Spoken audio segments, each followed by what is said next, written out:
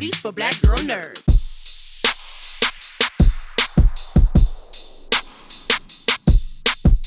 JJ, it is an honor and a pleasure. I've immensely enjoyed a whole spectrum of your work for many, many years. I'm very excited to talk to you about Oh, thank you Lisey's so much. story. This is such a compelling merging of trauma, of loss, of the supernatural. As you've journeyed in your career and kind of mastered this lane of commingling those two ideas, how does a project like this command your attention when I'm sure there are a lot of them vying for your attention, but this seemed to land right in your sweet spot of work and storytelling? Well, first of all, thank you for your kind words, and it's great to talk to you. The This project I knew beforehand was Stephen King's favorite novel. It was the one that he had written. It was the one that I know meant the most to him because it came out of a very sort of personal experience that, like you say, was rife with trauma and family and love and tragedy and struggle. And this book, when he asked me if we wanted to be, uh, partners with him in bringing this to film, I was thrilled and terrified because I thought, oh, this is something that matters so much to him and to so many of his fans. And then when he said he wanted to write all the episodes, I got incredibly excited because it felt like, oh, this was, it wasn't just meaningful to him in words, but deed. He really wanted to see this thing done right. We were incredibly lucky to get Pablo Larraín to come on board as director. He's an immensely talented director who we'd wanted to work with for a long time, and so the idea that those two would be working together was really a thrill. And the description that you gave of the story, I think, is incredibly on target. And I feel like the story that what appealed to me was sort of all aspects of it, and like you say, the kind of not mashup of it as much, but the kind of balance that he managed to achieve in the book, and then Pablo, amazingly managed to achieve, I think, on film, is all of these different elements that don't normally and necessarily and obviously go together, but somehow in Lisey's story do. In an era where there's been increased focus on mental health and the ability to navigate after trauma during our current discussions in society, what do you prioritize? What are discussions like when you start crafting the project, laying it out, making sure that those needs of viewers are being addressed at all? Is that part of your general discussions?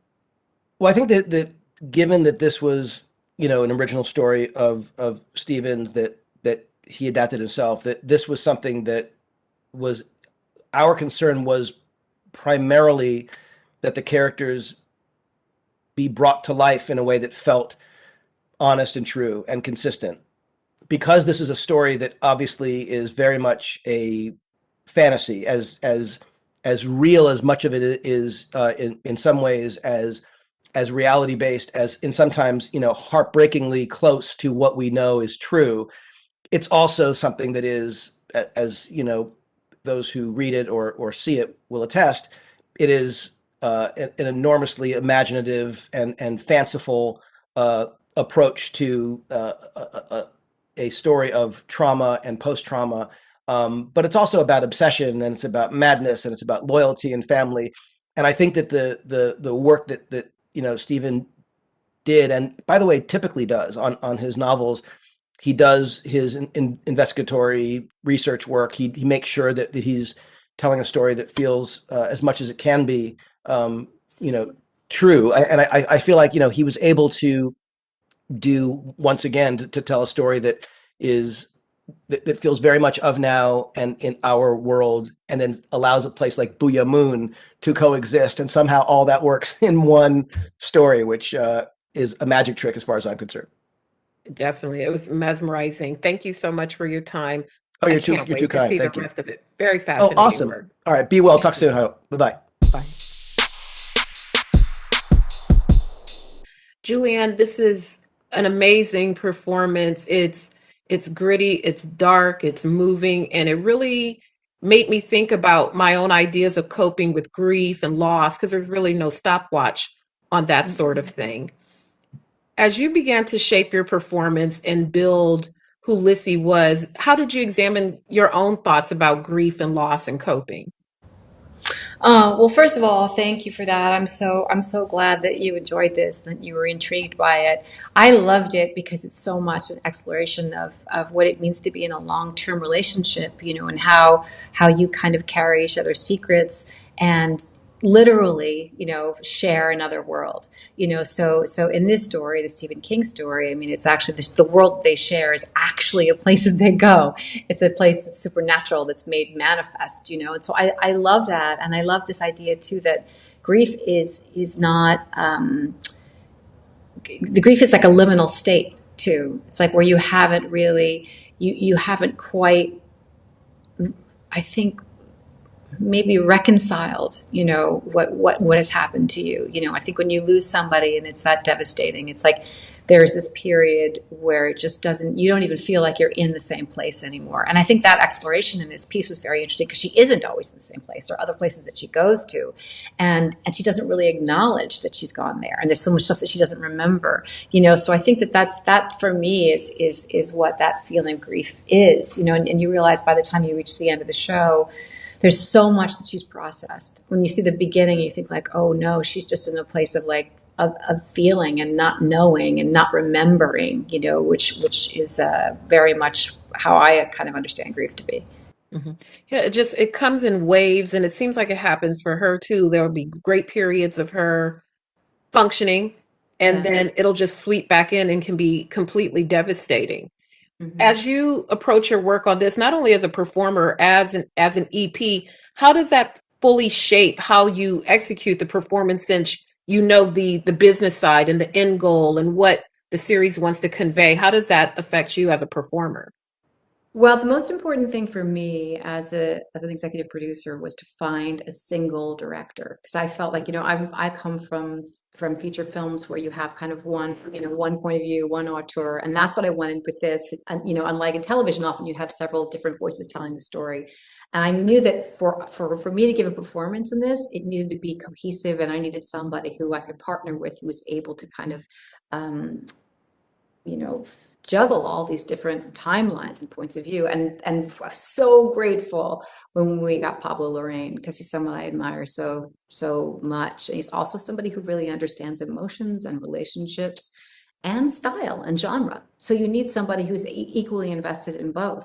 So that's what mattered to me. And once we had Pablo, and we're able to attract the other members of the creative team, Darius Kanji, who's a genius, who made everything look so beautiful, and the talent, the actors, Clive Owen and Joan Allen and Jennifer Jason Lee and Dane DeHaan and Ron Cephas Jones. And every day I look forward to coming to work to be with these extraordinary people. So that's as an EP, that's kind of what you hope to do is to draw the talent in. And then as an actor, that's what makes my job really easy. It's a tremendous cast, just chocked full of talent. Lastly, I must ask you, there's some very physically devastating scenes to your character. How long did it take to get just in that amount of gore? Because when you see it, it's shocking, but it's very, very interesting. We had some really fantastic makeup artists on this job. So that's special effects makeup, and it does take some time. And there were times where I had like a couple of people working on me, at a time, but also people that I'm really close to and were really fantastic to work with. And there was actually one night. His name was Kevin, the guy that was making me up. It was the first night where I was sort of transformed physically, and we came out, and Pablo was like, "That's not enough. I need her eye closed." And Kevin, our makeup artist, was just like, "Okay." And of course, these are all prosthetics. These are all pieces, so they're pre-made. So that meant that he had to do something on the spot, and it also meant that my vision was going. I was like I was going to have to navigate everything with one eye in the dark, with blood on my face, and so it's really challenging. It does take some time, but it pays off when it contributes so much to the story. And once again, these artists were spectacular. It was. Thank you so much for your time. I enjoyed you greatly, as I do your other work, and thank you for speaking with me. Thanks, Jeandra. Thanks so much. I really Take appreciate care. it. Dane, I was so riveted by your performance and just the amount of dread and fear that appeared in my heart whenever you came on the screen to Thanks. perform. And and I thought about how this character kind of feeds off of trauma and what really gives him life. When you shape a character like Jim, how do you look at your own thoughts on loss and trauma and fear and intimidation? Because all these things can take on different forms for different people. And how Jim interacts with Lissy is really specific. So how was the shaping of that for you? Yeah, well, I mean, creating Jim was it. It certainly wasn't anything that I was basing off of like my own life. I think he's a very different person from me, and he's a real character, and unlike really anything I've ever done. So it was an exploration and a collaboration between myself and the director and Stephen King to try to make something terrifying but off-putting and also in some ways relatable, to just like what is terrifying, what's terrifying in a modern day society, and that came from a lot of work we did on set and a lot of exploration and writing scenes that weren't in the script or letting the camera roll and doing things that weren't in the script and really exploring the character itself from almost like an outside in place and then allowing the internal life to come from that. Mhm. Jim is in pursuit, as we learn in the early episodes, of some information, documents, storytelling from the Lissy's now deceased husband in this series. When I think of the fine line between people who enjoy art and people who are obsessed in art, it's not that far separated, and it can take on some really scary forms. Did you examine anything like that in the shaping this as well, in addition to what you did with your director, with Stephen King, and how to bring this to life? Because we have lots of stories out there of obsessed fans, obsessed people, and how that moves them to act. Yeah, I mean, honestly, I didn't. Like I said, it was very like the creation of the character was very based on um, the director's vision and Steven's vision and trying to bring that to life and giving my own ideas too, and just finding the right clothes and the right makeup and just looking like as off-putting as I could, and the eating was a big part of it, and it was very, in a lot of ways, like the specificity of the character came from this like broad stroke exploration of this guy, and it wasn't necessarily based on like anything I had read about obsessive fans or anything like that. Absolutely. I thank you so much. You completely had me dialed in with your performance. Thank you again for your Thanks. time, Dane. Thank you. Appreciate it. Take care. Ron, thank you for your time and your talent. I enjoy your work so much, and it's really cool to see you in this type of a dark, kind of a very interesting story. And Thank you, Jeandra. my pleasure, my pleasure. When I thought about your character, the professor, it made me think about what you do on your and some of your other roles, being part of a monster show that can kind of cultivate obsessive fans and fans that may want to step beyond their boundaries. As you began to shape this character, how much did you think about some of those other factors outside of your life, being on the other side of fans that can be obsessive when it comes to attachment to work? To be honest, I didn't think about it much. At this point, when you get a project like this, you get excited. I get excited because it's out of the ordinary, and that's what you want as a craftsman and an artist. You want to keep trying to stretch, and to be able to be involved in a Stephen King project, and to be able to work with the caliber of actors that I was working with, i.e., Julianne Moore and Dane DeHaan and the director Pablo.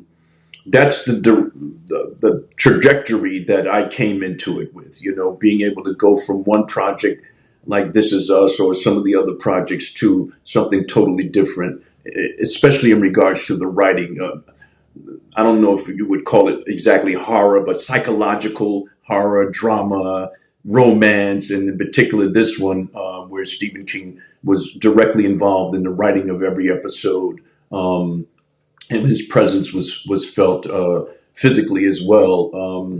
That's kind of where I came in from it, with that kind of idea of uh, upping the game, and being a part of that particular genre of actors at the top shelf of bringing that craftsmanship to literature, like Stephen King's pieces. Absolutely. The series delves into some very serious themes of loss and trauma and coping and obsession and love, like you mentioned. How do these type of roles stretch you as a performer, in addition to being surrounded with such a miraculous, talented cast of people? Well, I was speaking about this earlier, but I'm sure you'll be able to hopefully identify with this one way or another. We all can, but a lot of times when I work from inside out, where I find the things that are already there. And so I was thinking about this earlier, that we have those moments where someone in our life, i.e., mother, father, sister, brother, or even a pet that has left this plane, and you have those moments when you think about them and you can hear their voice in your head, or you have these dreams about them, and they're so vivid when you wake up, they scare you, but not in a spooky way. They scare you in a, it's hard to say the word, but it's like a loving thing, because you were glad you dreamt about them, but the dream was so vivid that when you wake up, it scares you that it's not real. Um, that's the kind of thing that's going on with this particular story. I think that's what's going to grab some of the audience, is that it's a love story involved here, and a romantic story as well. And then it moves into all these other subconscious dream-like places. And as Stephen King does masterfully, it starts to feel scary, and people say horror, but it's more like a psychological journey that takes you through ups and downs. And so that's what I loved about this type of writing. It challenges you to find different layers within yourself. And that's what I do. I like to find what's there already, just like the title of your Black Girl Nerds. And the first thing I thought about was Andre Lorde, and reading her poetry and stuff. And so, like, that's the kind of thing that hits me. And I start thinking, what is my connection? And soon as I heard the title of your link, I don't know, Andre Lorde came to my head, and her poetry, or Nikki Giovanni, or Maya Angelou, or and Black Girl Nerds. Well, nerd meaning intelligent, well read, sophisticated, and so those are the kind of connections I start to make, and yeah, that kind of thing. Yeah. I thank you for that. Thank you for your time, Ron. You're wonderful. Congratulations on your win, your big award last year, and thank you again for your time. Thank you, Jeandra. Take care. Thank you, Joan, for your time. Amanda was such a fascinating character to me, because she's forced to convey so much emotion and strength and fear, even outside of the dialogue that you're speaking. When you're having to convey all those emotions, does it different from, say, your process where you have a character that's just heavy laden with tons and tons of dialogue? And how does the process change for you with these types of roles? Well, Jeandra, you really have to, with a character like Amanda, who is experiencing, a mental health breakdown, for lack of a better term, it's just you kind of, I would create like little scenarios in my head about what she might be thinking or what she might be seeing, and how that keeps changing, and what that would do to her face, and how scared she must be at times to be so out of control, that she doesn't even understand what necessarily is going on with her. And so I would have kind of those little, weird narratives that I would just kind of roll through my mind. But I also had the great help of Pablo Larraín, our marvelous director, who was able, sometimes he would throw things out at me. He would just roll the camera and then just like talk through, like, do this, do that, look there, jump, And I also found that really helpful too, to create some sort of sense of what that real interior life inner is going on with that character. This series is fascinating how it kind of intersects, some real life issues, trauma, loss, and kind of supernatural factors that are happening outside of that. When you look at these types of projects, would you say that loss and trauma, because it's so internal, it has a supernatural quality about it, because every individual creates their method of coping within themselves that other people can't see? Do you think there's a close connection between the supernatural and how people internalize those types of things like loss and fear and all those other types of emotion? I think that's just kind of genius what you just said. I really, because people who are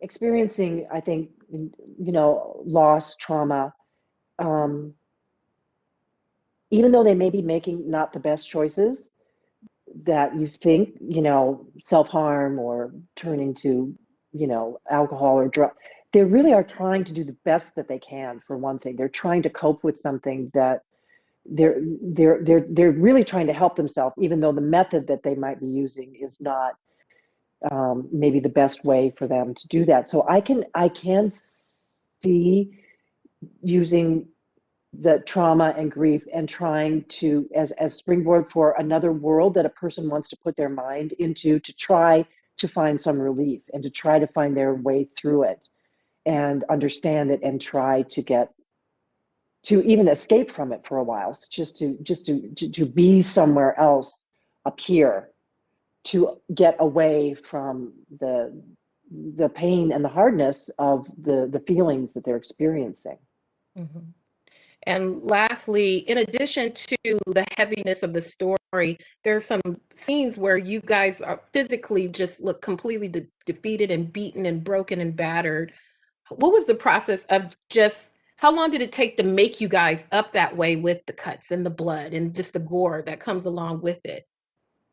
It wasn't, I I had my makeup artist really kind of got it down for me pretty quickly. I had certain things that had to be, on me like almost every time, and every time I shot after a certain episode, and they really got pretty fast and at being able to do that and being able to.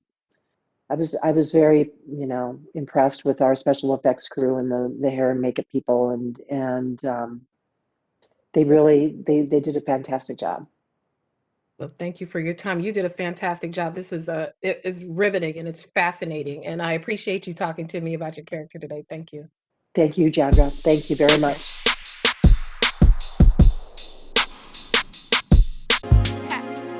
Better shake your booties for black girl nerves. Better shake your booties for black girl nerves.